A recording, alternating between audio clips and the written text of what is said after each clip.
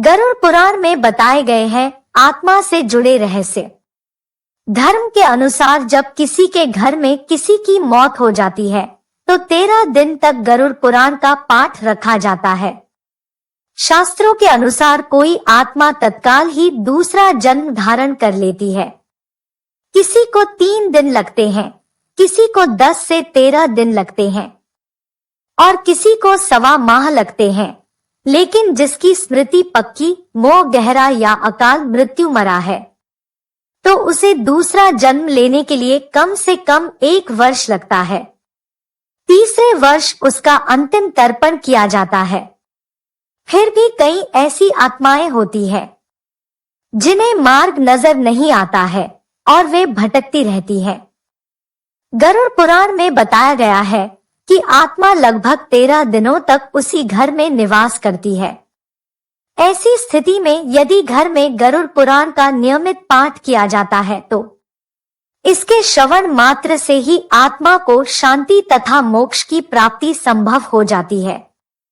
इसके अलावा इसमें जीवन से जुड़े 7 ऐसे महत्वपूर्ण नियम बताए गए हैं जिनका पालन प्रत्येक व्यक्ति को बड़ी ही सहजता के साथ करना चाहिए।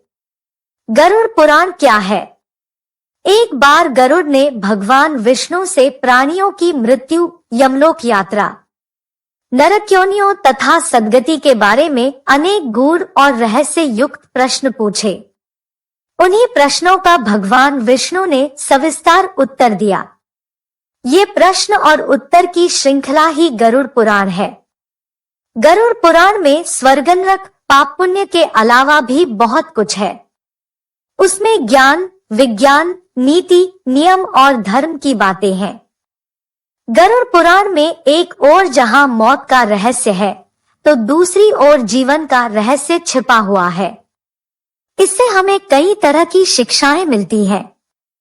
गरुड़ पुराण में मृत्यु के पहले और बाद की स्थिति के बारे में बताया गया है। यह पुराण भगवान विष्णु की भक्ति और उनके ज्ञान पर आधारित है। प्रत्येक व्यक्ति को यह पुराण पढ़ना चाहिए। गरुड़ पुराण हिंदू धर्म के प्रसिद्ध धार्मिक ग्रंथों में से एक है। 18 पुराणों में से इसे एक माना जाता है। गरुड़ पुराण में हमारे जीवन को लेकर कई गूढ़ बातें बताई गई है जिनके बारे में व्यक्ति को जरूर जानना चाहिए। क्यों सुनाते हैं इसे मृत्यु के बाद? इसमें मृत्यु के पहले और बाद की स्थिति के बारे में बताया गया है। इसीलिए यह पुराण मृतक को सुनाया जाता है। 13 दिनों तक मृतक अपनों के बीच ही रहता है।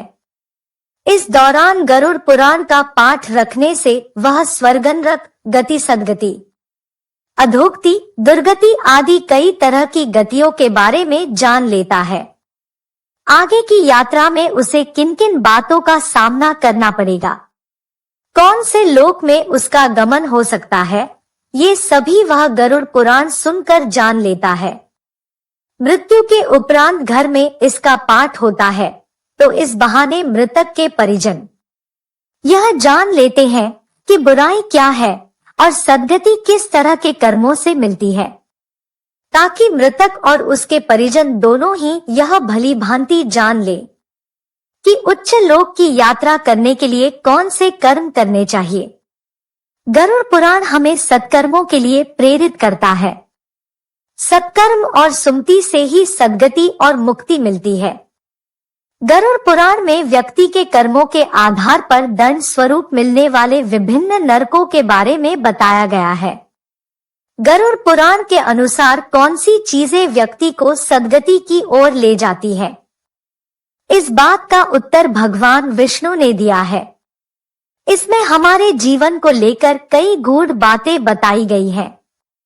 गरुड़ पुराण के 19,000 श्लोकों में से बचे 7,000 श्लोकों में गरुड़ पुराण में ज्ञान, धर्म, नीति, रहस्य, व्यावहारिक जीवन, आत्मा, स्वर्ग नरक और अन्य लोकों का वर्णन मिलता है। इसमें भक्ति, ज्ञान, वैराग्य, सदाचार, निष्काम कर्म की महिमा के साथ यज्ञ, दान, तप, तीर्थ आदि शुभ कर्मों में सर्वसाधारण को प्रवृत्त करने के लिए लौकिक और पारलौकिक फलों का वर्णन किया गया है। पूर्व जन्म में जातक ने जैसे कर्म किए होते हैं, उन्हीं के आधार पर वह पृथ्वी पर नया जन्म लेता है।